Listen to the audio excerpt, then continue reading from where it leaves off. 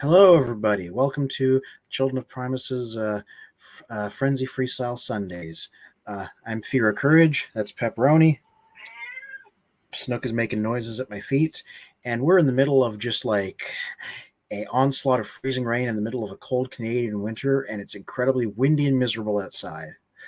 Um, the big thing in the lives of every Canadian TF fan in the area right now is that TFCON is happening next weekend, and myself and everybody here except for Professor D, because he's in US, is going to be at the convention with a couple other people.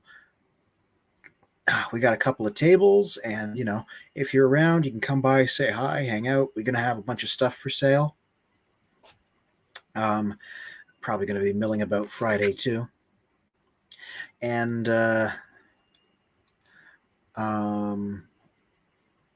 let me just get my bearings. Yes, speaking of that, I just came home from my cousin's house, sorting out his pile of stuff that he's going to bring with the table. And let me tell you, if you are a fan of vintage Beast Wars, vintage Beast Machines, Robots in Disguise 01, and Armada, he has a ton of that. It's all in very good condition. I was going with him through it with him. I was bagging it and tagging it, and we were pricing it, loading it up in some bins. He's going to be selling that. I'm going to be selling more recent stuff from like Generations things. But it was a fun time looking through all this old stuff because he had it all in like really good condition, and we wound up, breaking some of it out to see if stuff worked and having fun with it. Probably the biggest ticket thing he's bringing is an original Armada Unicron. It's out of the box, but we have the box. Everything in it is in perfect condition. It all works. We tested the Minicon thing that makes him shoot out of the chest. He's got the instructions. That's all going to be mint. The next biggest thing is a Beast Machines Supreme Cheetor. The electronics don't work anymore. Probably needs new batteries. Everything else works. Real fun figure. A lot of people don't like it, but we had fun doing the pump action hand laser because he had like his palm out, and then you could pump it like a shotgun, and it would fire 2 missiles. Real fun doing that. But yeah, stuck it all in comic book bags or Ziploc bags, and gonna have fun loading that up next week and putting it in there. Yeah, so there's gonna be probably 5 of us there, and it'll be a great time. So even if you just want to go for a day, come see what's up. Yeah. One other. So you know how David Sobolov is going to be there? He voiced a few people. He voiced Blitzwing in the Bumblebee movie. He voiced Shockwave on Transformers Prime. But importantly, he voiced Beast Wars Depth Charge. And my friend has a complete copy of that figure, like 100%, like ready to go. You can get it and you can get it signed. Yeah, I didn't know that was a thing people did until recently, but they can get voice actors to sign figures. Yeah. Oof, okay. So the big thing to cause the convention is a couple of its exclusives have been unveiled. So I just wanted to pull that up and talk about it for a minute. Let me get an image going here. What was this guy's name? Just so I'm not flying blind. Ono. That's the name of the figure, like Yoko Ono. Let me just screen share the image here. Share screen. Yes. Don't show these tips again. And then I'm going to get that window going. And there it is once it gets up there. This is X Transbots Master X series. The name of the figure is Ono, and it is a repaint of their take on Hoist in red. And there might be more exclusives, but this is the only one they've announced so far. And so let me explain this guy. This is more than just we're going to make Hoist red for some reason. It is a homage to Lift Ticket, who was himself a homage to a Diaclone figure.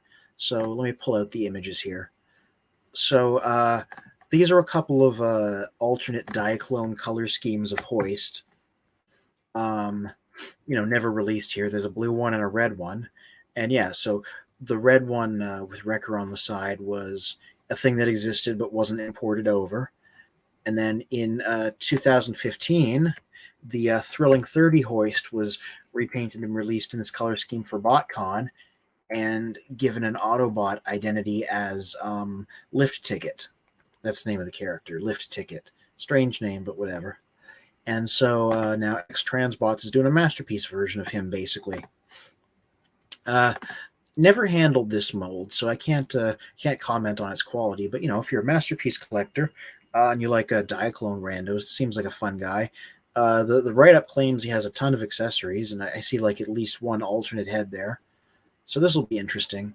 Though I will say I'm perhaps not as enthused with it as some because the Earthrise hoist is getting repainted into Lift Ticket for Generation Selects early next year. So I'm not much of a masterpiece collector. I'm more of a mainline collector. So the fact that this guy is coming out has kind of killed my interest for this guy. But even if he wasn't, this is not very wild as far as exclusives go. Because like in the past, TFCON's done like Generation 2 guys, prototype guys, funky made up color schemes. So while this isn't bad, it's not really up my alley, mostly because I'm not a masterpiece guy, but I will get a TFCon masterpiece thing if it's something weird just for the novelty. Oh, it's going to be priced at 175 Canadian, so that's a little bit steep. It's I'm not going to say I'm not going to get it, but I will say it depends on how well I do at the show and what other things are there and what I feel like. I am kind of hoping they break something else out because usually there's like more than one exclusive. But given that this is the first TFCon back from the pandemic and that things can be a little bit, chaotic, this might be the only one. I'm kind of hoping they do something else weird. There's another exclusive thing that they're doing, and it's where is it here? If you got a ticket to the customization class Friday morning. I don't know, the customization thing. Where is it? Here it is. Downshifter.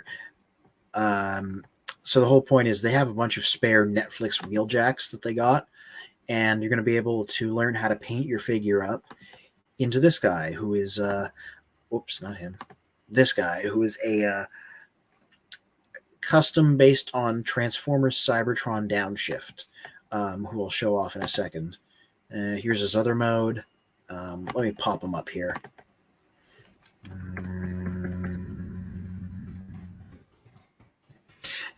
Cybertronic Spree. It knows my history. There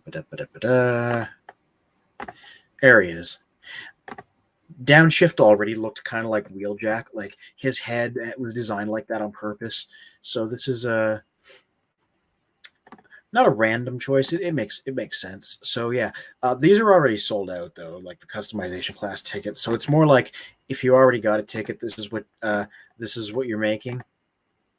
It's pretty neat because we don't see a lot of Unicron trilogy stuff in the main line until Legacy. So this might accompany the upcoming Legacy stuff really well if you're into Generations things. Yeah, that's what's going to be going on. And they finally released their schedule. So if you're going to be able to, if you're going to be showing up on Friday, Vangelis, aka Chris Ho, is going to be hosting a panel called "Collecting 101: Get Rich in 5 Steps." I feel like this might be a bit of a joke because Vangelis, I've been to a bunch of his panels. He's like a big, he's an entertainment guy. So I think he's going to be sort of making fun of the concept. Watch it be like stone-faced serious and me look like a jackass as a result. But there's going to be one called Welcome to the Phantom, hosted by Matt McNally. See, he's another guy I know. I talked to him a few times, and I've been to a few of his panels. He's a British expat and a really cheery fellow, so that's always a good time to listen to if you're there. So yeah, if you're showing up Friday, you can go to those. Saturday, there's going to be panels with Bob Skur, the guy that edited Beast Machines. There's going to be a Beast Wars Q&A at 1 o'clock with Lee Tokar, who did Ravage, and David Sobolov, who did Depth Charge, like I was saying. It's going to be a costume contest. That'll be interesting to see. G1 Q&A with those voice actors. And a few other things. There's going to be a live script reading. Those are always fun. Okay, so live script readings are, they have all the voice actors that are there do like an audio play as their characters. But first they have some extra roles where fans can show up and audition for them. And so, if you think you're good at voice acting, you can get up there and impress these voice actors with an audition, and then they can go read the script. It's always some like funny fourth wall breaking multiverse nonsense. And there's going to be some kind of a Wheel of TFCON game show. They used to do this thing called Faction Feud that was like a parody of Family Feud. I did that one year. It's really fun. So it'll be interesting to see what they do this time. I might stay for that, but I'm going to be at my table all day unless I get to duck out for a panel. So I might be too burned out, but I'd like to see. Sunday, dealer room opens at 10. If you're a fan of the card game, there's going to be open play at 9 a.m. to 4 p.m. People don't forget that game. It might be canceled, but still got a real diehard fandom going. There's going to be a panel on making a video review, and Vangelis himself is going to be hosting it. I've seen these before. What he does is he tapes them live, and then they get edited together and posted on his channel after. I've shown up in the background of a couple of those myself. Alex Millen and Andrew Griffin are going to be. This is the first time I've seen this schedule myself, by the way. I haven't looked at it, so this is like a live reaction. An MTE/RID retrospective with Alex Millen and Andrew Griffith. So those are the More Than Meets the Eye and Robots in Disguise were IDW's big, well-known comics that they did the past few years. Like the Decepticon Justice Division comes from More Than Meets the Eye. And Alex Milne was the artist that drew those guys and most of More Than Meets the Eye, and Andrew Griffith drew a lot of Robots in Disguise. So, they'll probably be there talking about that comic. And there's going to be a brief history of Beast Wars. This will be interesting. Matt McNally, that cheery guy who I've said before, great panels, fun guy to go see, doing a panel on toy care and restoration by Matt McNally. I just said that. Sorry. Brain no worky. I've been identifying robots all day. There's going to be a podcaster roundtable at 4:30, and that's what's going to be happening. They usually have a charity auction and a third-party panel, but those will be returning in 2022. This is unusual, so that's understandable. And that's what's going to be happening. Sounds like it's going to be a good time. I'm looking forward to it. I'm going to be, I tell you, I'm going to be strung out by the end of it. I went to the 80s Toy Expo, which was a great time, and that was one day, and it took me like a week to recover from that, socially and energetically. So I don't know how I'm going to do for after 3 days. You're just not going to hear from me the next Frenzy Freestyle Sunday. After that, I'm just going to hibernate for a month. Going to miss Christmas. Going to miss New Year's. Oh yeah, here's the guests, by the way. Like I said, David Sobolov, Blitzwing, Depth Charge, Shockwave, Jerry Hauser, who did Sandstorm mostly, but he also did Junkyard and one of the sweeps. Lee Tokar, who did Ravage, Russian Ravage from Beast Wars, who, by the way, I'm going to be reviewing that figure on Monday. Covert Agent Ravage, the new one. You can get him in EB Games / GameStop in Canada right now. You can probably still get him off Hasbro Pulse if you're a Yankee. Paul Eating, who voices Perceptor and a Quintesson, is going to be there. Bob Skur, like I said, the architect of Beast Machines, the controversial Transformers show. And, of course, Andrew Griffith and Alex Millen, the couple of IDW artists. So you can get autographs from these guys, probably, I think. That says so. Usually the artists let you buy commissions and things from them. Yeah, that's what's going to be up. First one back from the pandemic, so who knows how it'll go. But the '80s Toy Expo went pretty well, so I'm going to be looking forward to that. Yeah, and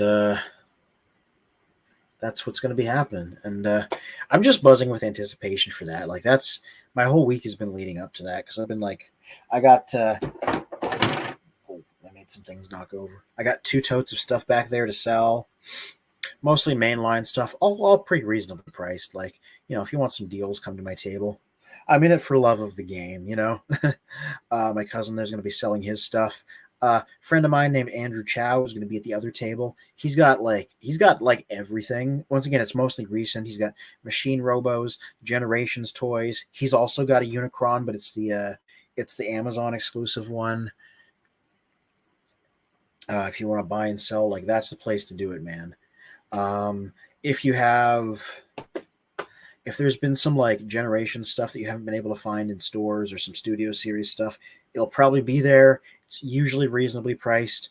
If not, I think it's worth paying a bit of markup at a convention entirely because then you don't have to go hunting for it. But usually when I go to TFCON, I try and get the stuff that I can't get in stores, like Takara things, third-party things. That's what I'm there for. Ooh, hello. Yeah, sadly, I can't bring my cat to TFCON. I don't think that's even allowed, and she doesn't like people anyway. Yeah, I'm gonna just. Oh, hello. Hello. I have a show that I'm doing right now. Yeah, I'm gonna. She's trying to eat my buttons. I'm gonna pop this window down.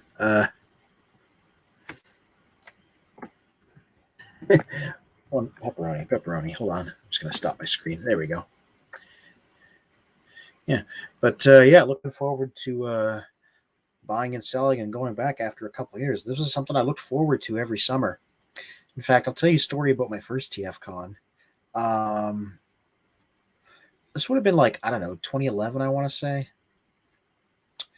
I only say that because I remember I picked up a Reveal the Shield Jazz there. Though it might have been 2012, because he wasn't new at that point. I remember that much. Yeah, so I only went on the Sunday because I just wanted to see what it was about. Didn't go to any panels or anything because I was just showing up without any plans. In fact, we'll talk about that in a second, plans and things. I got a few things I can talk about how to best handle how to best have a good time at a TFCon. I lost my train of thought because there's a cat on me. Remind me where I was at. Oh yeah, my first TFCon. Went there on a Sunday. Perused, immediately lost my mind because I'd been to conventions before, but I'd never seen a convention entirely tailored to my interest. Ran up and down it a lot, bought a bunch of stuff, brought food with me. I didn't eat all day, but I didn't feel hungry because I was so distracted that I hadn't eaten anything. And then I drove to my friend Adam's house afterwards and just like decamped there and hung around with him. And I was like, I didn't eat anything all day, but I don't feel hungry. And he's like, you want to order pizza? Because we were just hanging out. And I was like, oh, sure, I guess. Maybe I'm not very hungry though, so I don't know if I'm going to eat one. So we ordered a pizza and then I ate one bite and my stomach was like, hey, Anthony, you haven't eaten anything all day. You're really hungry. So I just like inhaled an entire large pizza. And then that was a bad move because that much pizza that fast is not good for you. And then I spent the rest of the evening curled up on the couch in the fetal position trying don't mess with that. In the fetal position trying not to die.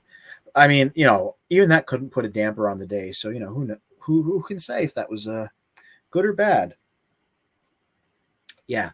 But so usually when I go to a TFCon or any convention, but mostly TFCon, I don't want to stop and buy food. Partially because it can be pretty expensive, but also partially because I don't like how it cuts into my time. So my secret technique that I do is so I have a saddlebag that I bring with me. like a leather saddlebag. This just goes around with me all day. It's got a nice strap and everything.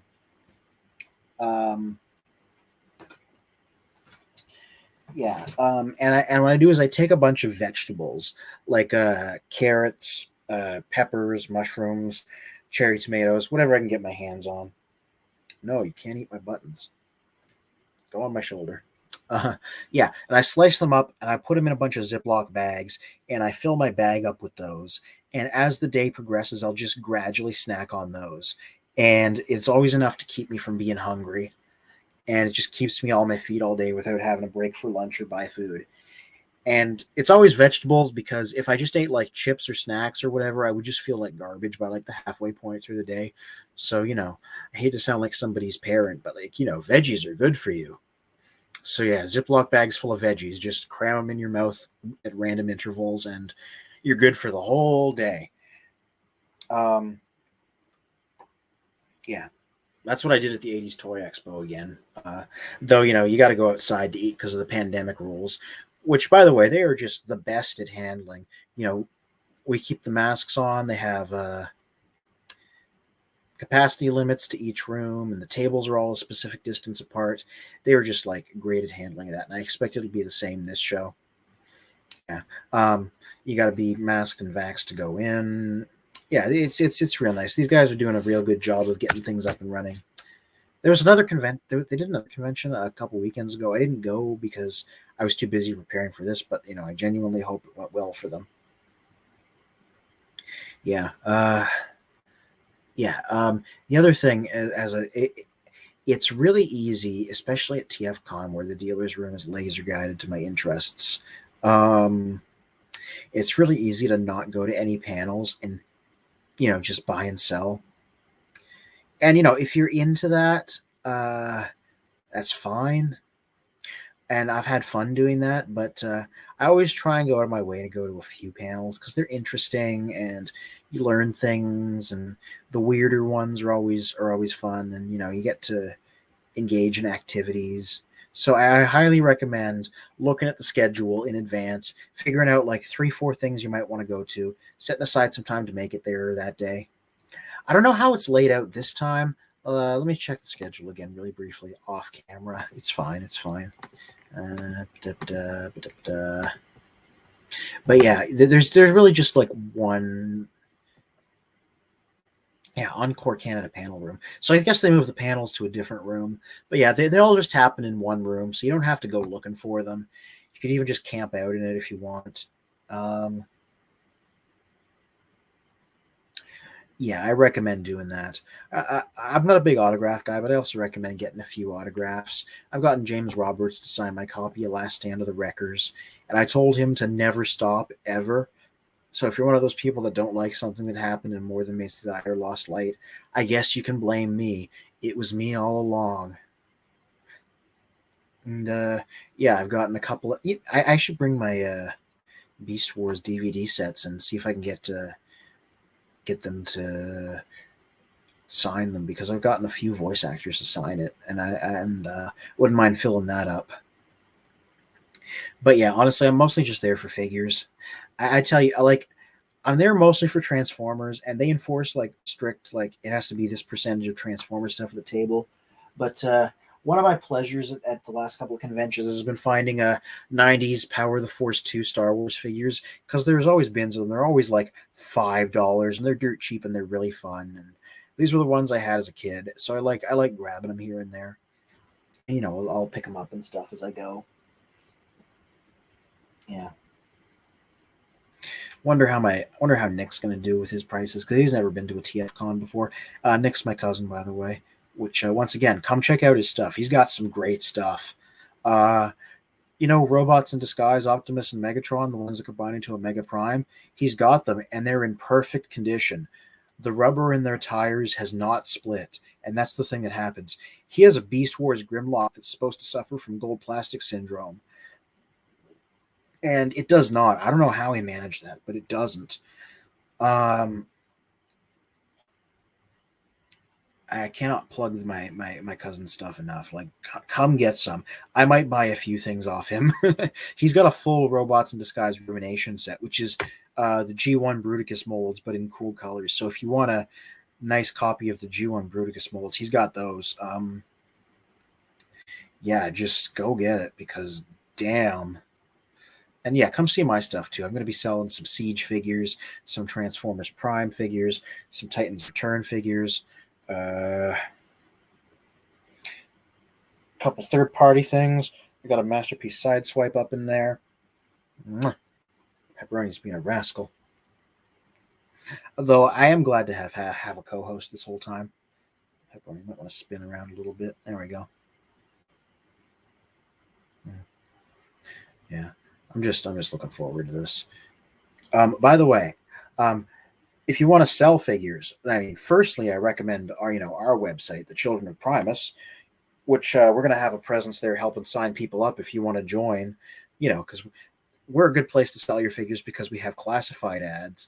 But I also highly recommend going in on one of these tables when they go around, because up until Children of Primus existed, I made more money and sold more figures getting tables at conventions than I ever did trying to sell figures online. And the key is to go to one of the one-day ones they do the rest of the year, like the 80s Toy Expo or the Ontario Collectors Con or whatever, getting a table for the one day, bringing your stuff, laying it out. You get some good sales that way. And yeah, that's how you do it. Yeah, just really looking forward to that. Yeah. Well, if I'm running out of steam, doesn't help to have a purring kitten on my shoulder. God, what else are we gonna have there? We already stuck a post on the website talking about my sales, but I want to have a quick look in more detail at the stuff I'm gonna have over there.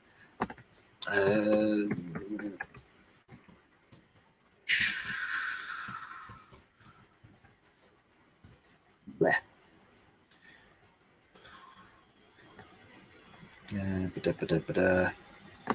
Items for sale or trade. Just give me a second. Just give me 1 second. I'm just gonna give this a little bump.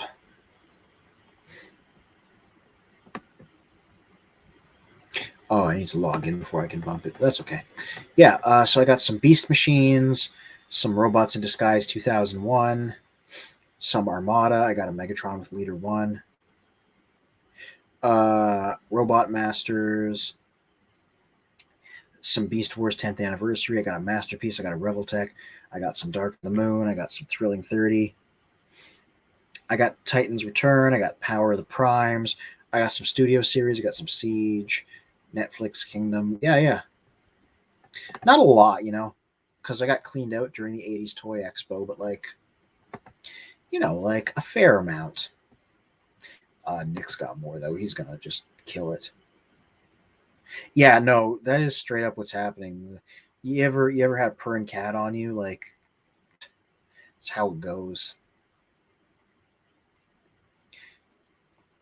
And Pepperoni's like, you've had a long day of sorting robots, and it's very cold outside. You need to take a nap, son. Oof, boy.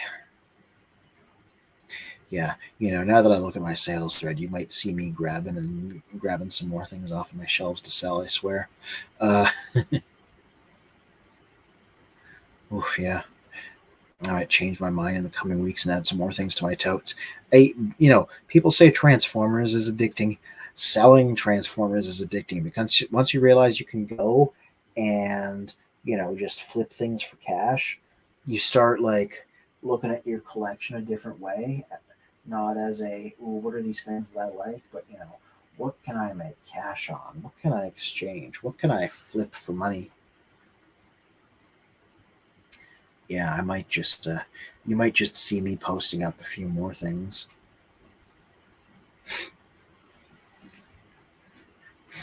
Yeah, but yeah, highly recommend getting a table at one of these conventions if you want to sell some stuff. Yeah. I'm trying to think if anything else interesting happened because I've just been yakking about TFCON this entire time.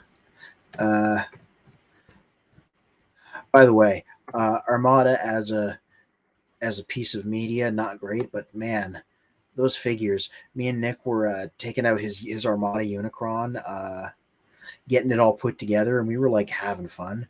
We plugged the thing. You plug a little minicon into his back, and his chest opens, and a missile pops out. It makes this like frightening noise because of the geared machines in it. It's like, and then lights pop up, and it shoots. And we were just like little kids because we were like, "Wow, look at that!" And we were both like, "Yo, let's do that again." And then we just did, just did it a couple more times. But yeah, that figure can be yours. Yeah, I'd like to give a shout out to my fellow Children of Primus people for.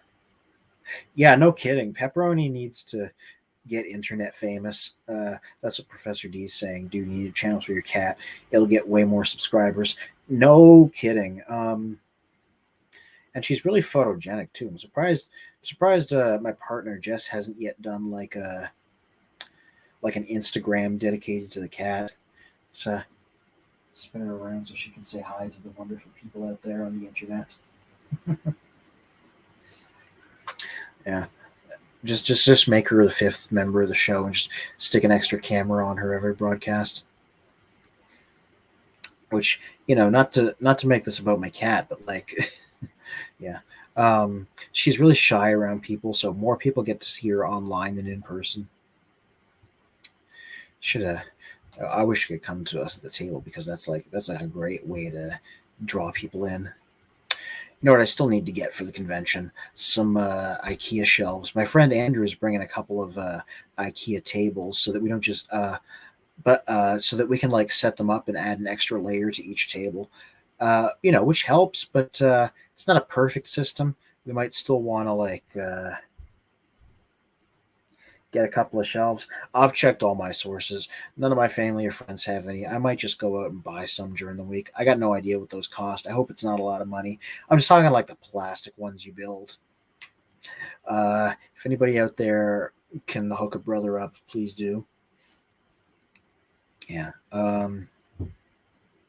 Oof.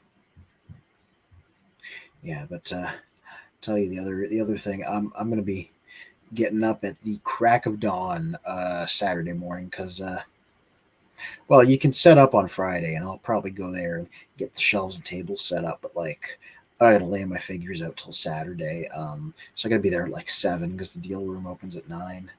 I'm not gonna be there at 7. I'm gonna be there at like 8 because I gotta drive like 40 minutes away. But I'm gonna get up at the crack of dawn, get in my car, um, just go get everything set up as well as I can. It's gonna be wild. Oof, I'm gonna be pricing everything right there. Yeah, just gotta.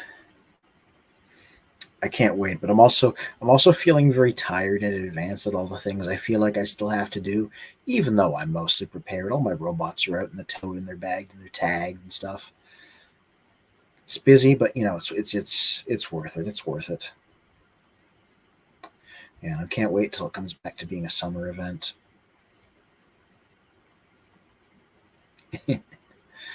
Yeah. I'm trying to think what's my best TFCon memory because I've had a few. They brought Peter Cullen there one year. They brought Frank Welker there another year. Seeing both of those panels was a trip. Peter Cullen is just like an old fashioned like, and Frank Welker too. They're from like a different era. They're just like, how do I describe their vibes when they're doing panels? Because they're not like modern voice actors. They're very old of a different time period voice actors. They're just like doing voices for cartoons and just having fun, and it's just totally different from how voice actors usually are, but like in a funky, classy way. Frank Welker's like the good kind of nuts though in person because he's just constantly warbling between voices, and if anybody mentions a character that he's done, he just immediately drops into it. Doing Megatron and Freddy and Scooby Doo and all the people he did. Whereas Peter Cullen is just this like, uh, you know, consummate professional gentleman there. Uh, and he talking about reading the script for Transformers the movie, and he's going like, "Hey Frank, we're getting whacked on page 40, and I don't think we're coming back." Yeah, that was a great panel. Seeing Scott McNeil on a panel was great because he's like the good kind of loony. He just slips into his voices endlessly. Oh, I got into Sign My Beast Wars collection one year, and that was a great time. He's a if you were a kid in the 90s, you definitely were a fan of Scott McNeil because he was on Beast Wars, he was on Gundam Wing, he was on Dragon Ball Z, he was Piccolo. He's just an endless. He is a voice from your childhood if you were a 90s kid like me. Yeah, man. Oh, TFCON, just making me feel nostalgic. Please come if you live in Canada. It's a good time. It's a good time. It's good vibes. And based on how the '80s Toy Expo went, it's still good vibes even post pandemic. You know, come there, see us, see some other guests. It to me, it's like the pinnacle of my fandom year round. That's why I like it so much.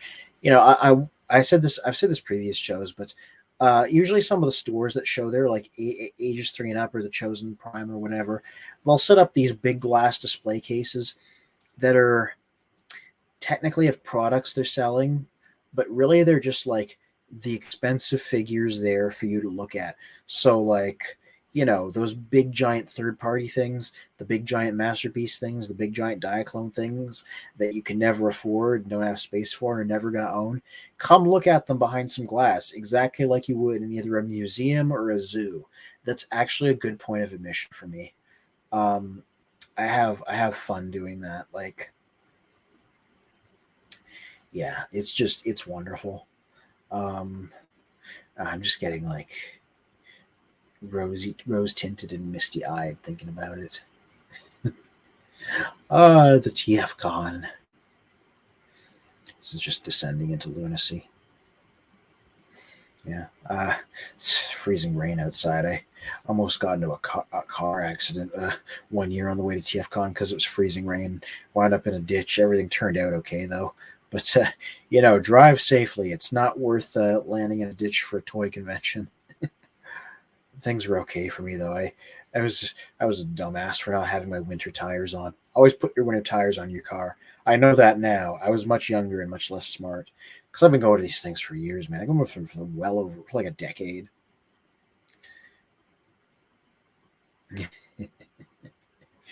uh, I'm distracted by thinking of what else I could put on sales. I will say two things I do. If little kids come up to my table, I just give them half price because you know little kids deserve that. Um, Also, if anybody gifts me anything, I'm never going to sell it because you know stuff that's from the heart, I'm not going to flip around for cash. So you know they'll never catch me doing that either. Uh, yeah, that's what I'm going to be doing. Hmm. So everything's a mess here because I was shooting photos earlier for my Monday review, which is going to be like I said, Kingdom Ravage here, and it comes with a G1 reissue of Ravage. And let me tell you right now the unique thing about this G1 Ravage. It's Pep looking over my shoulder. Here, oh, here is a G1 Ravage. Everybody knows him, but usually the other side looks like a tape. I mean, it doesn't look like a tape. Now it does because in this set with this guy, they did the tape deco on both sides, which is something that no G1 Ravage has ever done before because they decided to prioritize the tape mode. You know, which of course means he has tape deco on the sides of him when you transform him, but it's an interesting way of doing it. And where's my man? Uh, the week after that, going to be looking at Kingdom Rhinox, whom I thought was in arm's reach, but who does not seem to be. And I'm going to see if he's better than the Thrilling 30 guy, which I'm going to have to make that comparison quickly because I'm selling him at the convention. Not Kingdom Rhinox, the Thrilling 31. You know, the old and with the new. Um, Yeah, I don't know. I got a bunch of things after that. I'm slowly backfilling my old reviews that got lost when the site went down for a bit. They're all there. I just got to add photos and format them and hit go. A little bit of a time consuming thing. I just do a couple every day. And at the end of the year, come January, I'm going to be doing my best of 2021, looking at all the best figures of the year, in my opinion. Yeah, here's that G1 Ravage with his tape deco on both sides. You know, a fun figure. I'd say he still holds up. Yeah, speaking of cats, here's another cat. I have a black cat that you never see because he's big and lazy and doesn't want to climb up on my shoulder. Don't worry, I wasn't talking about you. You're not big or lazy. Yeah. So yeah, that's what I'm going to be doing coming up. And the other thing you gotta remember is go to our website, Children of Primus. Let me just check something real quick. Yeah, there we go. We were having, we were still recovering from the crash, but everything's up and running. I'm going to be posting my things that I'm going to be selling this week on the website. So you know you can make a bid for them right there as well. And you know you can post your things there too. A couple of people are already posting what they're putting for TFCON. It's a great place to reserve. My cousin Nick, now that we've sorted his figures out today, will probably be probably post his stuff on there. That's like I am the star now. No, come on. And yeah, look out for my news and my reviews and our news on the other half of the website. Uh, my big archive is gradually going back up. I write a lot about robots. I think a lot about robots. I was buzzing today going through this pile of stuff with Nick. It was like archaeology. That's what it was. Which, TFU.info, by the way. If you're ever trying to figure out what missiles go with what figure, that's the site to go to. TFU.info. They have full lists of parts and they have full pictures of the parts. We used that a bunch of times to figure out like what bags of missiles went with what figures. Yeah, but yeah, that's what we're going to be looking for. I'm going to be closing up shop shortly because I got to go pick up my partner from her job because you know she works hard just like I do, but she works late, which I don't, so I'm her ride. Um, but before I go, yeah, just remember to sign up for the website and please come to TFCON and come see our table and come see what we're doing. And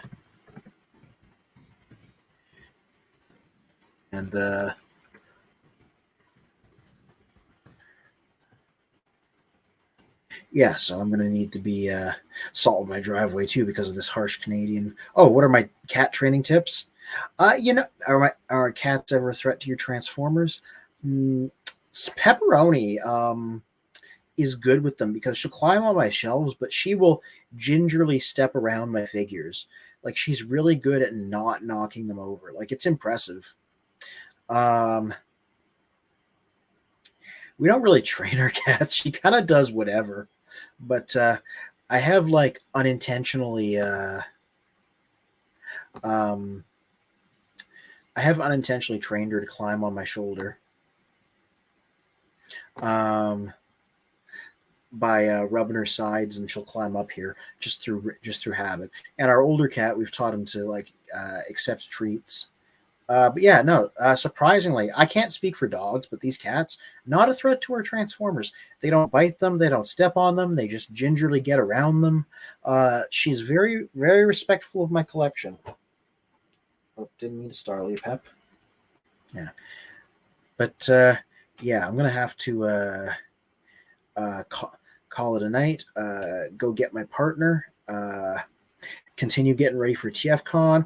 Post my stuff on the website. Post your stuff there, and get ready for y'all to come and see this. So thank you for joining me for this very brief one-man frenzy freestyle. I hope it was entertaining to you. Certainly, I could talk for like another couple hours about Transformers stuff. And we will see you at the show next weekend, 10th, 11th, 12th, Mississauga. See you there. Till all are one, guys.